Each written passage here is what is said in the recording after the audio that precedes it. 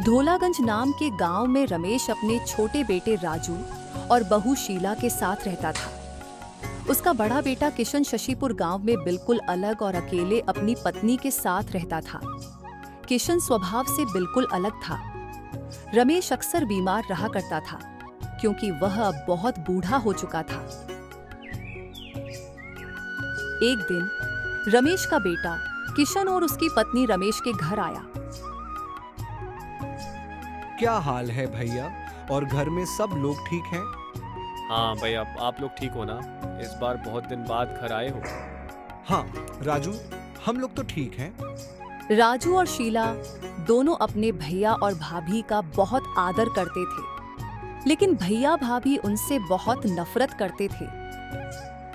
कुछ देर के बाद किशन अपने पिता को मिलने जाता है। दूसरी ओर शीला राजू से कहती है कि अरे जी, वहाँ पड़ोस के गांव में मेला है और मुझे मेला देखने का बहुत शौक है, तो आप मुझे आज चलकर मेला दिखा लाओ। नहीं शीला, बाबूजी की तबीयत बहुत ज्यादा खराब है। अगर उन्हें कुछ हो गया तो हम लोग भैया भाभी और गांव वालों को क्या मुंह दिखाएंगे? अरे बाबूजी को आज भैया भाभी संभाल लेंगे। वैसे भी हम लोग ज्यादा टाइम थोड़ी ना लगाएंगे। हम लोग चलेंगे और तुरंत ही वहाँ से वापस चले आएंगे। अच्छा चलो ठीक है। शीला, मैं भैया और भाभी से कहकर आता हूँ कि बाबूजी को कुछ समय के लिए वे लोग देख लें और खाना पानी की जरूरत हो तो उन्हें दे दें। अपने भैया भाभी को यह बात बताकर राजू और शीला दोनों मेला देखने के लिए चले जाते हैं। कुछ समय बाद रमेश की तबीयत अचानक बिगड़ने लगी। तभी रमेश ने आवाज लगाई, अरे मीरा बहू, सुनो ना। हाँ, क्या हुआ बुड्ढे? क्यों चिल्ला रहे हो? बहू, अब मुझे लगता है कि मेरा अंतिम समय आ गया है। तुम तुरंत राजू और शीला को बुला लाओ। वे अभी ज्यादा दूर नहीं पहुंचे होंगे। मैं जमीन का बंटवारा करना चाहता हूं।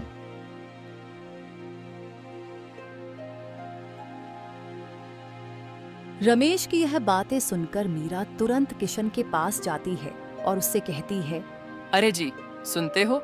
मुझे लगता है कि अब इस बुड्ढे का आखिरी समय आ गया है, तो अब ये जमीन का बंटवारा करना चाहता है। तुम तुरंत उनके पास चलो। क्या बापूजी ने ऐसा कहा? चलो, भाग्यवान अभी आता हूँ।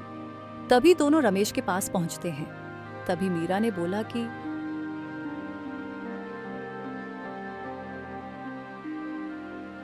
बाबूजी, मैंने राजू और शीला को दूर दूर तक देखा, लेकिन वे कहीं नहीं दिखे। आपको जो बताना है आप हम लोगों को बता दो, हम लोग उन्हें भी बता देंगे। अच्छा, तो ठीक है बहू। बेटा किशन, मैंने और तुम्हारी माँ ने 2 मटकों में सोना भरकर छुपा दिया था। वे मटके मिट्टी के हैं। हम लोगों ने यह काम इसलिए किया था कि तुम लोगों को भविष्य में कभी पैसों की तकलीफ ना हो। और मैंने तुम्हें पहले नहीं बताया क्योंकि तुम्हारी माँ ने मना किया था कि तुम लोग आलसी हो जाओगे। इतना कहकर रमेश अपने प्राण त्याग देता है। अरे बुड्ढे, ये भी बता देता कि कहाँ छुपाया है। अब हम लोग इस घर में ढूंढेंगे कि वह सोना कहाँ है।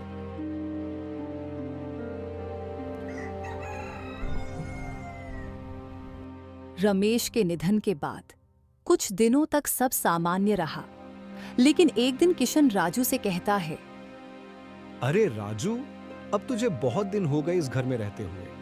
अब तो बाबूजी के कहने के मुताबिक जंगल के पास वाली हमारी झोपड़ी है, उसमें जाकर रहो। अब तुम्हारा इस घर और यहाँ की जमीन पर कोई हक नहीं है। भैया, ये आप क्या कह रहे हो? इस घर और जमीन पर जितना हक आपका है उतना ही हक मेरा भी है। तो आप इस तरह मुझे डांट फटकार कर घर से क्यों निकालना चाहते हो? अरे ओ राजू, इस घर और जमीन पर सिर्फ मेरा ही हक है। इस जमीन और घर पर तेरा बिल्कुल भी कोई हक नहीं है। अरे तुम लोग तो बाबूजी को ढंग से खाना भी नहीं देते थे और हम लोगों ने उनकी इतनी सेवा की, तो उसी के बदले मुझे यह जमीन और घर मिला है। दोनों भाइयों में झगड़ा बढ़ने लगा। राजू ने तय किया कि इसका जवाब तो गांव के सरपंच जी ही देंगे। फिर दूसरे दिन राजू और किशन सरपंच से मिलते हैं। हाँ, बताइए किशन, क्या हुआ? सरपंच जी, ये लोग मेरे बाबूजी का अच्छे से ख्याल नहीं रखते थे और जब बाबूजी इस दुनिया से गए तब भी राजू और शीला घर में नहीं थे। इनसे नाराज होकर बाबूजी ने सारी जमीन मेरे नाम कर दी। नहीं सरपंच जी, ये झूठ है। मैं अपने बाबूजी का बहुत ख्याल रखता था और हम तो सिर्फ कुछ ही घंटों के लिए मेला देखने गए थे। किशन, तुम्हारे पास क्या सबूत है कि बाबूजी ने सारी जमीन तुम्हारे नाम कर दी? हाँ सरपंच जी, मेरे पास कागजात हैं जिन पर बाबूजी का अंगूठा भी लगा हुआ है।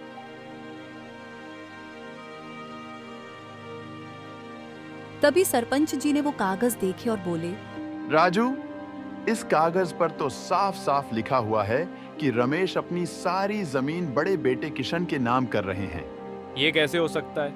बाबूजी ने आज तक मुझे तो कभी नहीं बताया कि सारी जमीन किशन के नाम कर दी है। राजू, बाबूजी जब आखिरी सांस ले रहे थे तब उन्होंने मुझे अपनी सारी जमीन दे दी। राजू, ये सबूत तुम्हारे खिलाफ है। अगर तुम्हारे पास कोई सबूत है तो तुम बताओ, अन्यथा तुम ये जगह छोड़ दो। नहीं सरपंच जी, मेरे पास कोई सबूत नहीं है। सरपंच जी को सब पता था कि किशन झूठ बोल रहा है, पर क्या करे, सबूत सब राजू के खिलाफ थे। सरपंच जी ने फैसला सुना दिया।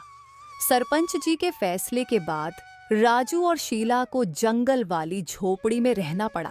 कुछ दिन ऐसे ही निकल गए। एक दिन शीला बोली, मुझे लगता है कि भैया और भाभी ने हमसे बहुत गलत किया। भगवान उसको उसकी सजा जरूर देंगे। कुछ दिनों बाद जब राजू और शीला अपनी झोपड़ी की सफाई कर रहे थे तो उन्हें 2 मिट्टी के घड़े मिले। जब उन्होंने घड़े खोले तो वे सोने से भरे हुए थे। अरे शीला, इन घड़ों में इतना सारा सोना कहाँ से आया? मुझे भी कुछ समझ नहीं आ रहा। राजू और शीला वो सोना लेकर सरपंच जी के पास गए। राजू, ये सोना किसी का नहीं है। इस पर सिर्फ तुम्हारा हक है क्योंकि यह तुम्हारे पिताजी और माँ ने यहाँ छुपाया था। धीरे धीरे यह खबर पूरे गांव में फैल गई और जब किशन को यह पता चला तो वह तुरंत राजू के पास आया। राजू, इसमें से एक घड़ा मुझे दे दो, इस पर मेरा भी हक है।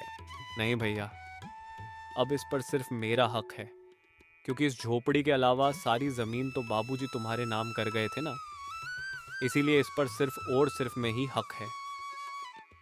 किशन और मीरा को अपनी गलती का एहसास हुआ, लेकिन अब बहुत देर हो चुकी थी। राजू और शीला सुखपूर्वक रहने लगे। इस कहानी से हमें यह सीख मिलती है कि लालच का परिणाम हमेशा बुरा ही होता है।